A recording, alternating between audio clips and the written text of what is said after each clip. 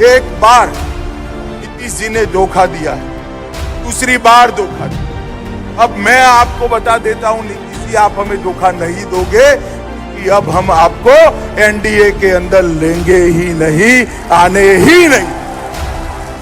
नीतीश जी के लिए भारतीय जनता पार्टी के सारे दरवाजे बंद है। लालू की कगर पर बैठे रहिए और जब धोखा पड़ेगा तब आपको मालूम पड़ेगा कि विश्वासघात क्या होगा। मैंने तो मेरे जीवन में इतना झूठ बोलकर दल बदल करने वाला व्यक्ति ही नहीं देखा। बिहार के अंदर जिनका पूरा जीवन जेपी से लेकर आज तक कांग्रेस का विरोध करते हुए गया, वो नीतीश बाबू केवल और केवल प्रधानमंत्री बनने के लोभ में सोनिया जी की शरण में जाकर बैठे। जिस नीतीश बाबू ने उस वक्त जनता पार्टी तोड़ी, क्यों? क्योंकि लालू जी की जातिवादी राजनीति और भ्रष्टाचार के खिलाफ लड़ाई लड़नी थी। वही नीतीश बाबू आज फिर से प्रधानमंत्री के मोह में आज लालू की गोद में जाकर बैठे। मैं नीतीश बाबू को पूछना चाहता हूं, नीतीश बाबू, हमारे प्रधानमंत्री जी कहते हैं कि बिहार के अंदर डेयरी की बहुत संभावनाएं है, बिहार के अंदर पानी है, बिहार के अंदर भूमि है, बिहार के अंदर मेहनतकश किसान है। बिहार में अगर ढंग से व्यवस्थापन किया जाए तो पूरे भारत में सबसे ज्यादा दूध उत्पादन करने वाला राज्य बिहार बन सकता। मगर आप मुझे बताइए, मोदी जी का ये विचार नीतीश जी कैसे करेंगे? क्योंकि पशु चाहिए दूध उत्पादन के लिए और पशु रखोगे तो चारा चाहिए। अब चारा छोड़ने वाले लालू के साथ राज्य का मुख्यमंत्री बैठ गया। किसानों का कभी भला हो सकता है भाई? जरा जोर से बोलिए, हो सकता है? मित्रों, हमने तय करना पड़ेगा। देश भर के अंदर गेहूं की खरीदी एमएसपी से होती है, धान की खरीदी एमएसपी के होती है। बिहार के अंदर क्यों नहीं होती? क्योंकि सरकार उदासीन है, सरकार को किसानों की चिंता नहीं है। मैं आगे बताता हूं कि मोदी जी के समय में एमएसपी से धान और गेहूं खरीदने के लिए बजट को 3 गुना कर दिया गया, मगर यहां पर बजट 10 का 10। आज बिहार नीतीश बाबू के सत्ता मोह में जंगल राज बन चुका है। पहले नीतीश बाबू के साथ मिलकर हम लड़ाई लड़े थे और अब आज मैं बिहार की जनता का इस किसान समागम के माध्यम से आह्वान करने आया हूं कि अब नीतीश जी के खिलाफ जंगल राज को निकालने के लिए हमें लड़ाई करनी है और ये लालू नीतीश की सरकार को उखाड़ कर फेंक देना है। माताओं, भाइयों, बहनों, किसान भाइयों, मजदूर भाइयों, मैं आप सभी को कहना चाहता हूं, मुझे कुछ पत्रकार बताते हैं कि नीतीश जी का समझौता हुआ है कि लालू जी के बेटे को वो मुख्यमंत्री बनाए। क्यों बनाएंगे? वो तो बने हुए हैं। सीटें कम थी फिर भी भारतीय जनता पार्टी ने उनको मुख्यमंत्री बनाया, मगर उनको मुख्यमंत्री से संतोष नहीं है। हर 3 साल में उनको प्रधानमंत्री बनने का स्वप्न आता।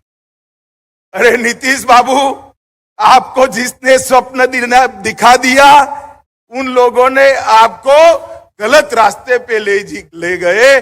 आपको मालूम नहीं, वहां तो जगह भरी पड़ी है। देश की जनता 24 में फिर से एक बार नरेंद्र मोदी जी को प्रधानमंत्री बनाने जा रही। और अब आपने जब वादा कर ही दिया है कि लालू जी के बेटे को आप मुख्यमंत्री बनाएंगे, तो भला तिथि बता दो बिहार वाले को। भैया किसान भाइयों, बताओ, बतानी चाहिए या नहीं तिथि? जरा जोर से बोलो, बतानी चाहिए नहीं? मगर नहीं बताएंगे क्योंकि उनको भी मालूम है कि नहीं बनना है, बाद में लालू जी के साथ भी धोखा करना है। भाइयों और बहनों, एक जमाना था जब बजट आता था, तब बजट के अंदर टैक्स में कितना रिलैक्सेशन मिला इसी की चर्चा होती थी। मोदी जी ने आकर बजट के केंद्र बिंदु में किसान को लाने का काम किया।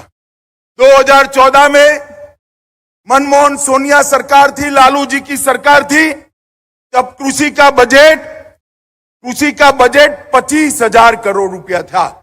ध्यान से सुनना, 25,000 करोड़ 2014 में। कितना था? जोर से बोलो, कितना था? और इस बजट में कृषि के लिए बढ़ाकर 1,25,000 करोड़ रुपया देने का काम ये देश के प्रधानमंत्री ने। यही बताता है कि देश के प्रधानमंत्री जी ने बजट के केंद्र बिंदु में कृषि को लाकर रख दिया है। देश का हर किसान, चाहे सीमांत किसान हो, छोटा हो, बड़ा हो, हर एक के बैंक अकाउंट में 6,000 रुपया सालाना डीबीटी से सीधा पहुंच जाता है। और छोटा किसान जो किसानी करता है 2.5 एकड़ से कम, उसको किसानी का खर्चा ही 6,000 होता है, जो खुद मजदूर बनकर अपने खेत में किसानी करता है। मोदी जी ने ऐसी व्यवस्था करी है कि उसको ऋण ही न लेना। इसके साथ साथ एग्रीकल्चर के क्षेत्र में स्टार्टअप की व्यवस्था करी है।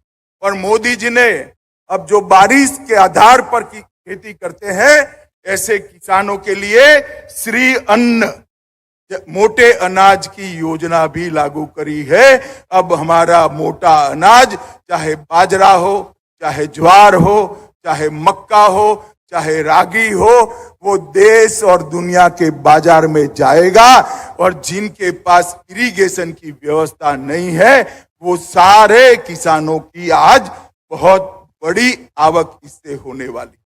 माताओं, भाइयों, बहनों, भारतीय जनता पार्टी की सरकार ने सहकारिता के माध्यम से 2 लाख पंचायतों में सहकारी डेयरी बनाने का संकल्प किया है। डेयरी एक बार बनती है तो बहनों के माध्यम से ही पूरे घर का खर्चा चलता है।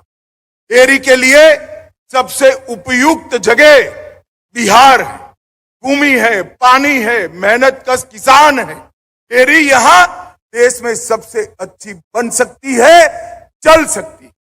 और आप चिंता मत करो लालू जी की, चारा की चोरी अब नहीं होने वाली है, क्योंकि 25 में यहां पूर्ण बहुमत की भारतीय जनता पार्टी की सरकार बनी।